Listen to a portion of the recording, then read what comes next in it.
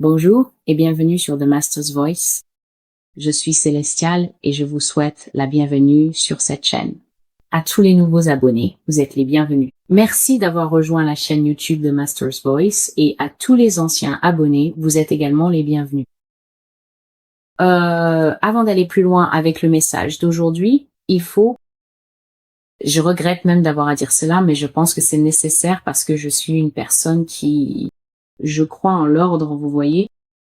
Et je crois que comprendre le bon usage d'une chose vous aide évidemment à l'utiliser correctement. Donc j'ai souvent dit dans les vidéos que j'ai commencé cette chaîne YouTube à la demande du Seigneur dans une tentative de moderniser le blog.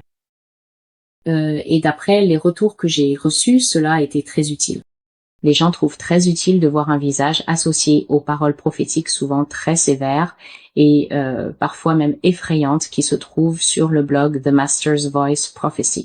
Donc vous pouvez trouver plus d'informations sur ce qu'est le blog si vous regardez dans la boîte de description. Je mettrai quelques liens aujourd'hui comme la page prophétie et la page principe de base qui vous donnent plus d'informations sur ce que cela signifie réellement d'être un enfant de Dieu, de ce que cela signifie réellement de naître de nouveau.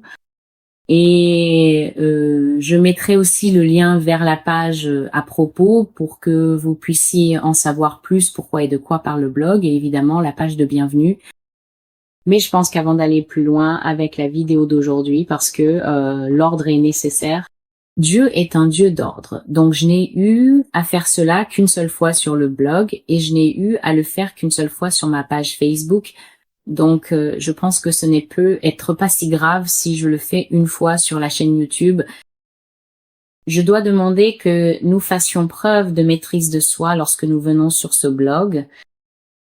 Je suis revenue de Thanksgiving et j'ai remarqué grâce aux notifications que je reçois de YouTube, j'ai remarqué plusieurs tendances inquiétantes qui ne m'ont pas tant dérangée personnellement, mais j'ai senti qu'il fallait répondre. Si vous venez sur ce blog, c'est un service que je rends pour le Seigneur Jésus-Christ. Vous devez comprendre que je suis une servante du Seigneur Jésus-Christ et que je suis ici à sa demande pour accomplir son œuvre. Mais ce que je ne suis pas, je ne suis pas votre robot de prophétie, d'accord? Donc, je ne suis pas votre robot de prophétie et je ne suis pas ici pour fonctionner dans le cadre de votre biais de confirmation existant. Donc, si vous venez ici avec l'idée que Célestial est là soit pour confirmer le poids des paroles prophétiques que vous avez entendues de quelqu'un d'autre, soit pour voir en quoi elles diffèrent de quelqu'un d'autre, c'est quelque chose que vous devrez gérer par vous-même. Je devrais vous demander de respecter la section des commentaires. Je suis revenue et j'ai constaté que des gens avaient utilisé des grossièretés, ce que je trouve très intéressant. Tu es un enfant de Dieu, tu es lavé dans le sang de l'agneau. Nous le sommes tous à un certain niveau, n'est-ce pas? Dans l'œuvre de la sanctification, le Saint-Esprit est censé œuvrer en nous pour nous transformer à l'image du Seigneur Jésus-Christ. Et pourtant, une femme que vous ne connaissez pas, c'est à dire moi, revient sur la chaîne pour découvrir cette tendance inquiétante de personnes très virulentes dans la section des commentaires, utilisant des jurons, des grossièretés. Peut être parce que la vidéo concerne une figure ou une personne en particulier qu'elle n'aime pas, alors elle jure dans les commentaires. Des gens me disent « dépêche-toi, conclue dans la section des commentaires ». Et je me dis « je suis désolée, je sais pas si c'est vraiment ce que ça donne l'impression d'être. C'est pas un fast-food ici. C'est quelqu'un qui sert le Seigneur Jésus-Christ. Si vous vérifiez la description ou l'onglet discussion, je crois, de ce blog YouTube, vous verrez qu'il est en fait indiqué qu'il s'agit aussi d'une chaîne d'enseignement. Donc, ce qui va se passer ici, c'est que je vais partager les prophéties comme le Saint-Esprit me guide. J'espère que c'est clair. Comme le Saint-Esprit me guide, je vais prendre le temps nécessaire pour partager la parole, parce que je sais qu'il y a des personnes qui utilisent le blog correctement. Ils n'abusent pas de la section des commentaires du blog, et je dois vraiment dire que je n'accepterai ni ne tolérerai d'abus dans la section des commentaires ici. Je retirerai simplement votre droit de l'utiliser. Vous pouvez regarder les vidéos. Je ne bloque personne. Je ne bloque même pas les spambos qui m'offrent constamment une petite amie gratuite sur cette chaîne. Donc, je ne bloque personne, mais ce que vous allez pas faire, c'est abuser de la section des commentaires et la rendre inconfortable pour moi pendant que je sers Dieu, ou la rendre inconfortable pour les autres. Merci également de vous abstenir de poster des encyclopédies entières dans la section des commentaires. Un commentaire est en réalité une observation qui vient de vous, le spectateur, à propos du contenu que vous regardez. Donc, maintenant que cela est réglé, vous savez, relativement sans douleur, nous allons passer à la prophétie d'aujourd'hui, qui s'intitule « L'aigle tombera ». 26 août 2020, donc c'était assez récemment, et j'ai reçu cette parole alors que j'étais sur la ligne de prière. Comme vous le savez peu, les églises à New York sont fermées, donc en août j'étais sur la ligne de prière avec l'église, et c'est pourquoi j'ai noté cela en temps réel, et cela m'arrive souvent. Évidemment, lorsque je me trouve dans un espace de prière, de louange, le Seigneur commence à me parler très clairement, et j'ai simplement noté cela sur mon téléphone portable. Donc le verset principal est le suivant. Et il cria d'une voix forte. Babylone la grande est tombée et elle est devenue une demeure de démons. Un repère pour tout esprit impur et une cage pour tout oiseau impur et détestable. Et cela se trouve dans l'Apocalypse, chapitre 18, verset 2.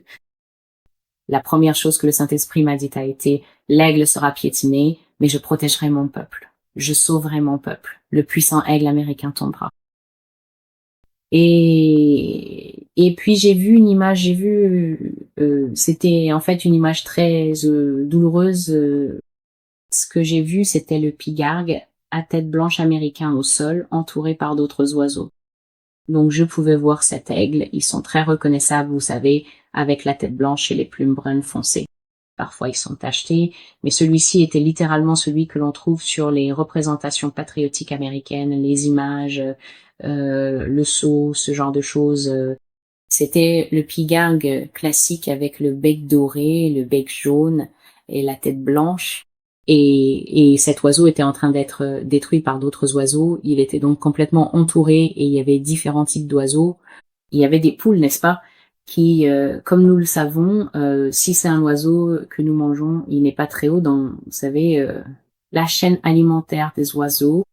Les oiseaux que nous mangeons, les poules, les dindes, vous voyez, ils sont pas très bien classés là, dedans. On ne les regarde pas vraiment en se disant, regardez ce majestueux poulet. On ne fait pas ça.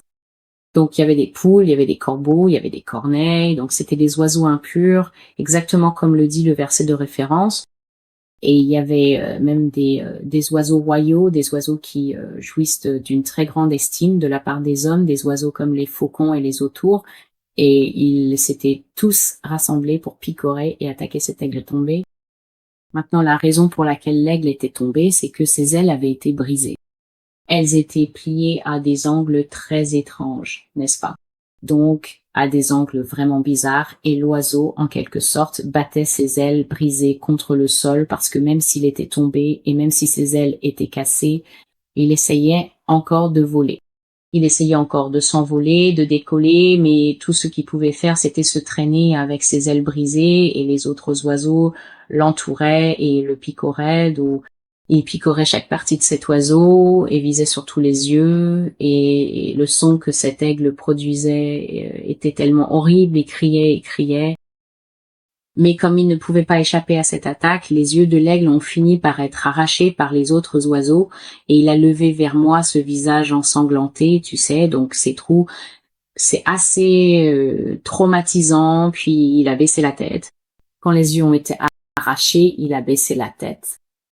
Et tu sais, je dois dire que même si c'était un oiseau dans la représentation, même maintenant en racontant cette vision, ce qui me vient à l'esprit, c'est l'homme Samson quand, pour ceux qui ne connaissent peu, être pas l'histoire de Samson. Brièvement, Samson a été désigné par Dieu en Israël pour être un juge et il était connu pour sa force. Il avait reçu de Dieu une force supérieure dès le ventre de sa mère. Et je pense que pour moi, ce qui m'a toujours frappé dans l'histoire de Samson, c'est que Samson était un homme qui testait continuellement les limites que Dieu lui avait fixées.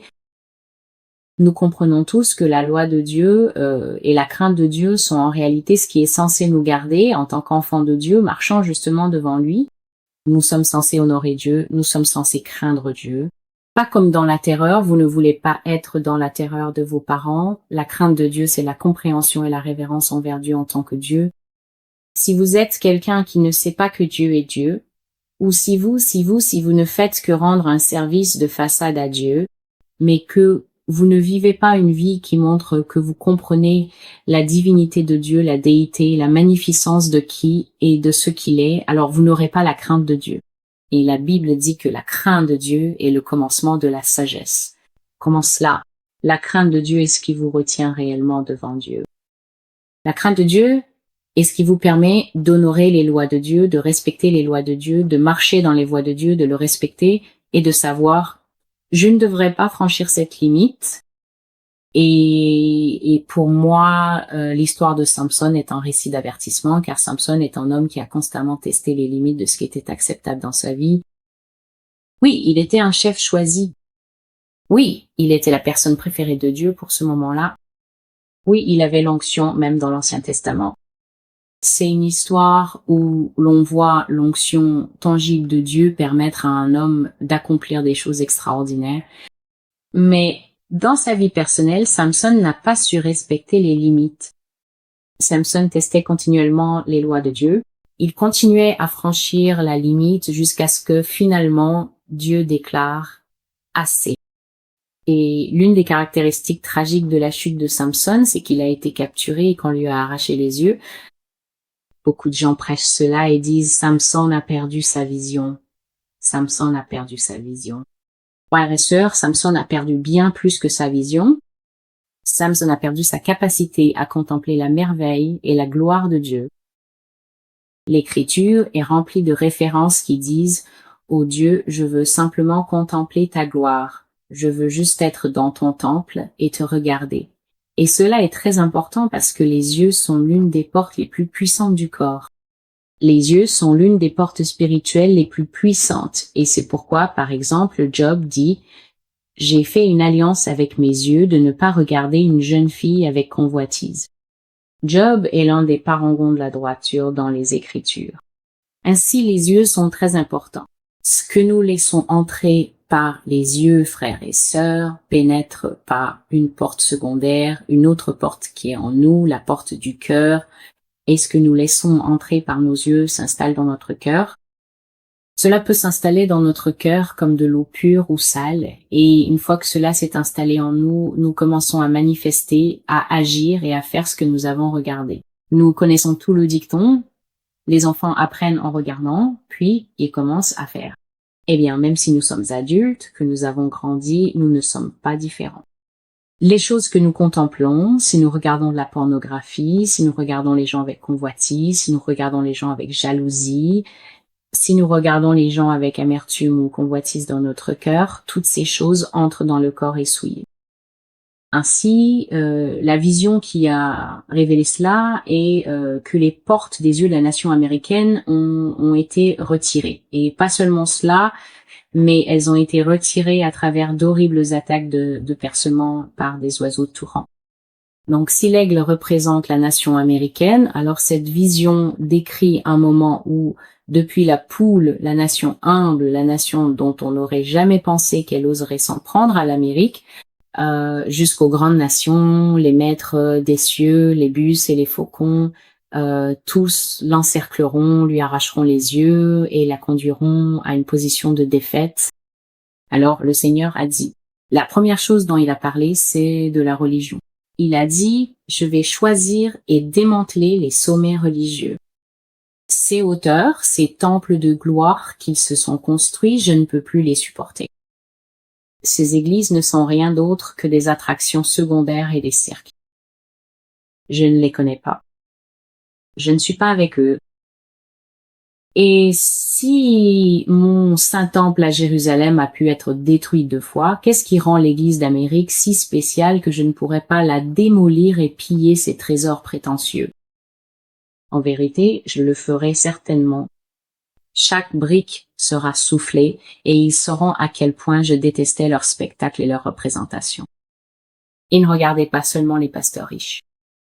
Il existe bien plus de ces imitations bon marché de maisons de culte que vous ne pouvez l'imaginer, grandes et petites, connues et inconnues. Des congrégations de mensonges où ils se rassemblent pour se complaire et dansent dans une frénésie, blasphémant mon nom avec leur spectacle. Je n'ai aucune part avec eux. Ainsi, Dieu parle ici des institutions des églises.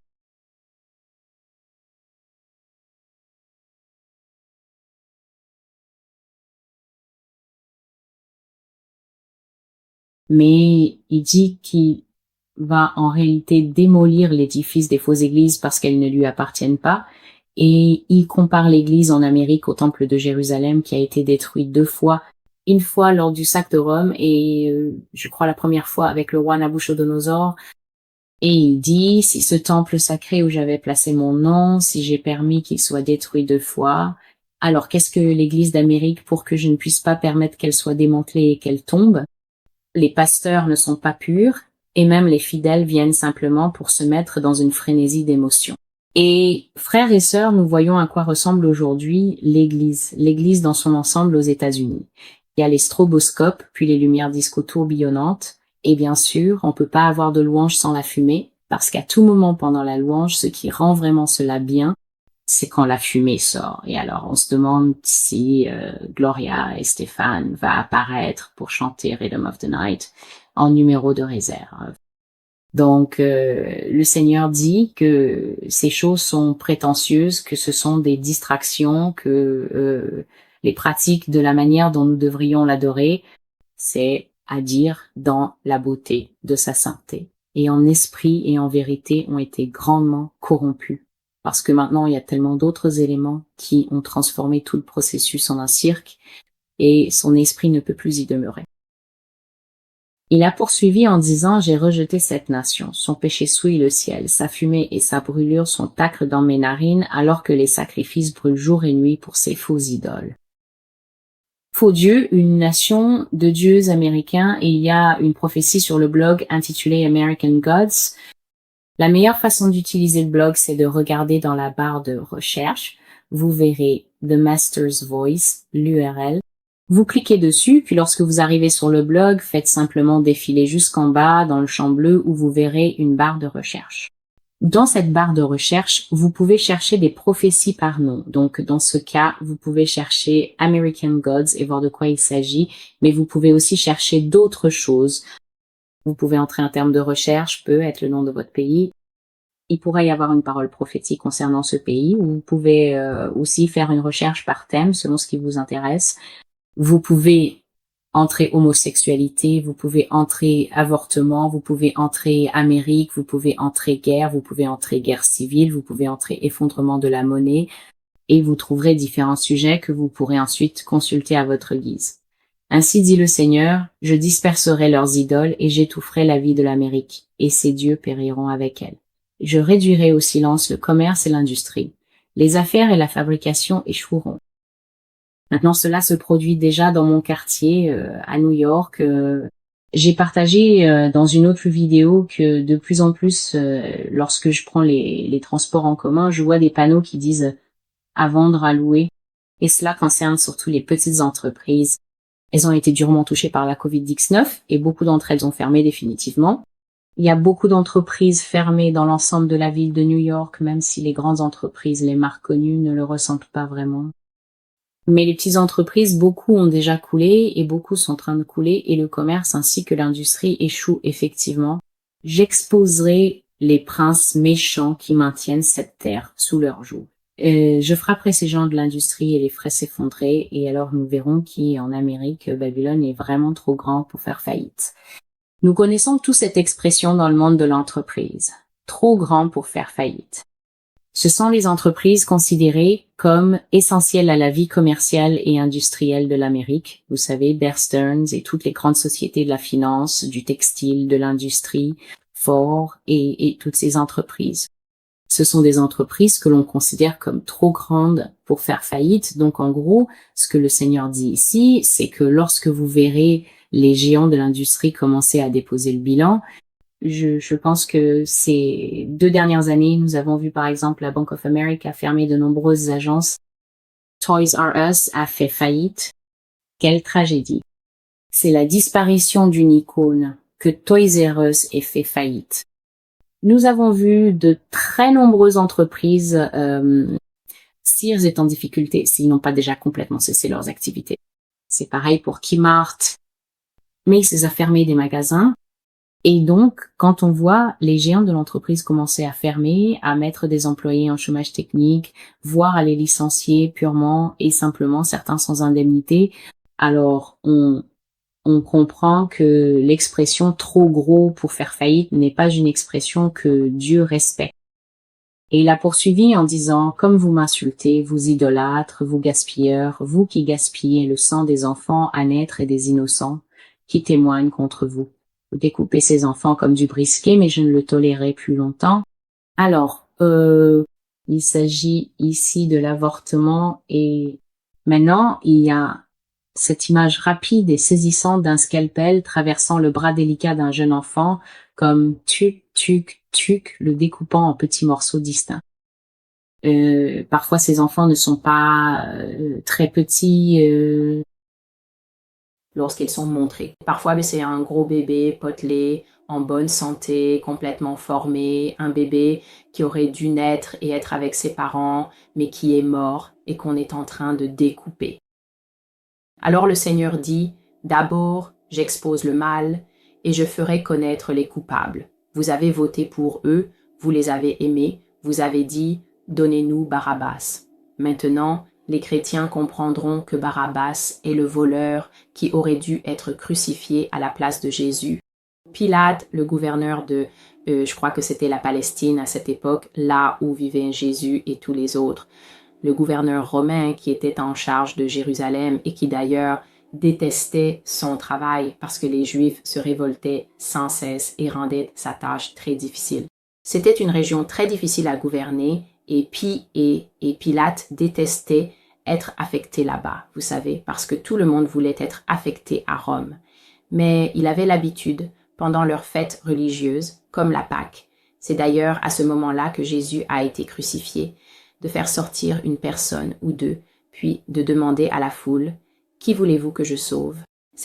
Je pense que c'était juste une façon de flatter leur jeu romain. Dois-je faire preuve de clémence? Dois-je faire preuve de clémence? Bref, dans les Écritures, ils font sortir Jésus et ils font sortir Barabbas, et on pourrait penser que Jésus, étant sans péché et n'ayant rien fait de mal, serait celui pour qui ils auraient crié, mais parce que l'esprit d'iniquité agissait dans le cœur de ces gens, et aussi parce que l'esprit d'iniquité était utilisé par Dieu pour accomplir la prophétie, ils ont crié « Donne-nous Barabbas » quand il a dit « Dois-je sauver celui qui se fait appeler le roi des Juifs, Jésus, ou dois-je sauver ce voleur ?» Et Barabbas était un voleur notoire, mais ils ont crié pour Barabbas, et Dieu dit ici « Vous avez voté pour Barabbas, vous avez crié pour ses dirigeants, vous les aimez, donc j'exposerai vos dirigeants, j'exposerai vos dieux, j'exposerai vos piédestaux devant lesquels vous vous prosternez et vos princes de la télévision princes. Je vous montrerai leurs pieds d'argile sous leurs robes souillées. » Maintenant, tout le monde sait que l'expression pied d'argile signifie littéralement que l'on construit une statue en marbre qui est très solide, mais lorsque l'on manque de marbre, on lui donne des pieds d'argile. Et ce que cela signifie, c'est que si vous frappez une telle statue ou tout édifice à sa base, parce qu'elle n'est pas solide, qu'elle n'est pas faite de fer, ni de marbre, ni de quelque chose de durable, mais d'argile, elle se fissurera et toute la structure s'effondrera. Il dit donc qu'il frappera les pieds souillés sous leurs robes tachées et sales. Il dit qu'ils sont des violeurs, qu'ils sont abominables, qu'ils sont immondes, qu'ils aiment les enfants et qu'ils tuent les braves. Aimer les enfants, mesdames et messieurs, ne signifie pas qu'ils aiment les enfants. Cela veut dire qu'ils sont pédophiles. Chaque fois que le Seigneur utilise cette expression, aimer les enfants, il ne parle pas de personnes qui ont un cœur tendre pour les enfants. Il parle de personnes qui aiment coucher avec de jeunes enfants, une scène que j'ai vue plus souvent qu'aucune femme ne devrait le voir dans sa vie. J'ai vu des hommes adultes accroupis sur l'arrière-train, de petits garçons, de petites filles, alors que des gens sont rassemblés en cercle pour regarder l'enfant se faire sodomiser et regarder la personne se faire violer. Dieu a dit que ses enfants endurent tant de choses que, jusqu'à leur mort, leur petit cœur se demande pourquoi ils sont nés. Maintenant, les enfants sont trop petits, je pense, pour se poser des questions aussi profondes et existentielles que pourquoi suis-je ici? Ce sont des choses auxquelles les gens, les adultes, se demandent, vous savez, comme pourquoi suis-je né? Quel est mon but? Qu'un petit enfant ait compris que la vie est si amère et si douloureuse parce qu'il vit en captivité et qu'il n'est rien d'autre qu'un objet sexuel ou un jouet pour les adultes, c'est bouleversant. C'est donc quelque chose que je remarque. L'Amérique commence à s'éveiller à cela dans le grand public cette année à cause de certains scandales qui ont éclaté, comme le scandale Epstein et l'arrestation de Ghislaine Maxwell, sa complice, et d'autres affaires de ce genre, et l'Amérique commence enfin à se demander « Oh, est-ce que cela arrive vraiment ?» et Facebook est maintenant tout simplement inondé, du moins c'était le cas il y a quelques mois, avant que les soi-disant vérificateurs de faits ne se déchaînent vraiment et ne commencent à censurer chaque vidéo qui exposait le trafic humain. Mais j'ai vu ces choses pendant très longtemps et j'ai partagé dans l'une de mes vidéos que lorsque Dieu m'a d'abord ouvert les yeux là-dessus, j'ai été absolument horrifiée parce qu'une grande partie de cette pédophilie est directement liée à des rituels, à des sociétés secrètes et que ces enfants sont véritablement une marchandise. Ils sont recherchés à travers tous les États-Unis continentaux et parfois ils sont même enlevés dans d'autres pays et amenés ici et parfois ils sont enlevés d'ici et envoyés par avion dans d'autres pays pour répondre à la demande de ces rituels et à ce désir de coucher avec des enfants.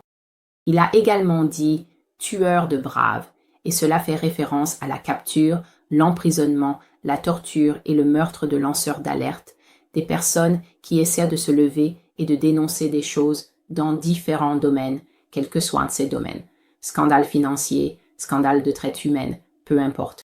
Ces personnes sont attrapées, elles sont emprisonnées, elles sont détruites dans l'opinion publique. On leur colle de fausses accusations, on leur attribue, on leur colle des charges criminelles, des choses inventées juste pour détruire leur crédibilité, et beaucoup d'entre eux n'en réchappent pas vivants. Le Seigneur dit, « Je relèverai leurs jupes et je les exposerai et je dévoilerai leur nudité afin que même des nations qui n'ont rien à voir avec vous le voient. » Donc, il s'agit maintenant d'eux, et il continue en disant, « Je vais te couvrir de honte, Amérique. » C'est assurément de la honte quand d'autres nations peuvent être en train de faire des pâtes et allumer les infos pour dire, « Quoi? Qui a été attrapé pour quoi? » Ceci annonce maintenant à l'Amérique qu'elle occupera une position de honte. J'arracherai les médailles de ton cou. C'est moi qui te les ai données. C'est moi qui t'ai rendue grande. Mais je te ferai passer de la première à la dernière place avant longtemps. Je te couvrirai de honte et j'exposerai ta nudité aux quatre coins du monde. Tu seras une abomination, une humiliation, un sifflement, une moquerie. Même les plus insignifiants te regarderont avec stupéfaction et les puissants fouleront ton sol et mettront un joug de fer autour de ton cou. Cela fait donc référence à l'image qui a introduit cette prophétie. N'oubliez pas que nous avons vu l'aigle américain entouré d'oiseaux de tout rang, depuis la poule et d'autres oiseaux de bas étage jusqu'aux oiseaux impurs, corbeaux et corneilles, qui sont des oiseaux sales, dont le mode de vie est vraiment sordide. Mais ce ne sont pas des oiseaux faibles, ce sont en réalité des oiseaux très puissants. Le bec des corbeaux peut déchirer la chair. Les corbeaux aiment en fait manger des animaux morts, donc leur bec, ce sont des carnivores et leurs becs sont assez puissants pour déchirer la chair. Et puis cela allait jusqu'aux oiseaux de haut rang comme les faucons et les aigles qui attaquaient. Alors le Seigneur dit que les plus petits des nations te regarderont et se diront simplement « Qu'est-ce qui ne va pas chez toi ?» Et les grandes nations fouleront un jour ton sol et mettront un joug de fer autour de ton cou. Nous arrivons à une autre caractéristique dont j'ai parlé trop de fois pour les compter, donc je ne vais pas m'attarder ici. Le Seigneur dit que l'Amérique sera mise à nu, ta véritable peau nue, ton péché nu sera vu par des étrangers et tes enfants seront esclaves. Alors tu sauras que je t'ai supplié pour mon peuple. Tu dis que c'est du passé? Moi, Jéhovah, je suis le Seigneur, je n'ai pas de passé. Je n'oublie jamais. Je ne suis pas un homme. Moi, Jésus, le roi éternel, je n'oublie jamais. Je ne pardonnerai pas ce qui a été fait, comment le sang a coulé dans ces rues, comment les larmes ont coulé dans ces champs. Mon peuple a supplié pour obtenir miséricorde et n'en a trouvé aucune. Je ne pardonnerai pas. Vous n'avez pas pardonné. Je ne pardonnerai pas. À l'heure de Josaphat, moi, le Seigneur, je me souviendrai de vous. Et le verset que le Seigneur m'a donné ici est « J'entrerai en jugement avec eux là-bas à cause de mon peuple, mon héritage Israël, qu'ils ont dispersé parmi les nations. Ils ont aussi partagé ma terre. » Ainsi, le Seigneur dit qu'il rassemblera ses restes à un moment donné et que les restes eux-mêmes doivent prier constamment pour être jugés dignes d'échapper à ces choses. Lavez vos robes dans le sang de l'agneau. Ajustez votre regard. Soyez activement trouvés en train de faire ce qui est saint, juste et bon. Écartez vos distractions insensées et concentrez votre attention sur moi. Tournez-vous vers moi, apprenez ma parole et priez pour être trouvés dignes d'échapper à ces choses. Le Seigneur dit, je rassemblerai mes restes de tous les endroits où je les aurai dispersés, mais ce ne sera plus une nation. J'ai écrit ceci en rouge parce que cela arrive toujours. L'Amérique cessera d'être un pays, elle ne sera plus comptée parmi les nations. Comme Pompéi a été ensevelie et comme les Wisigoths ont disparu, ainsi elle ne sera qu'une note de bas de page dans les livres d'histoire. Je l'ôterai de devant ma face. Ceci aussi est la parole souveraine du Seigneur. Donc, vous pouvez lire le reste de la prophétie sur le blog, mais ce que Dieu dit, c'est que l'Amérique perdra son statut d'État, qu'elle sera éradiquée, qu'elle sera effacée, qu'elle ne sera plus comptée comme une nation souveraine et que son peuple sera dispersé partout dans le monde. J'ai partagé, je pense, dans une vidéo précédente, peut-être que je ne l'ai pas fait, mais il y a eu une fois, j'ai eu une vision très brève. J'ai déjà partagé que tout n'est pas toujours assez long pour en faire un article sur le blog, mais bien souvent, Dieu me montre simplement des images, des tableaux, des choses. Et j'ai vu un jour que les Américains étaient dispersés à travers le monde, n'est-ce pas?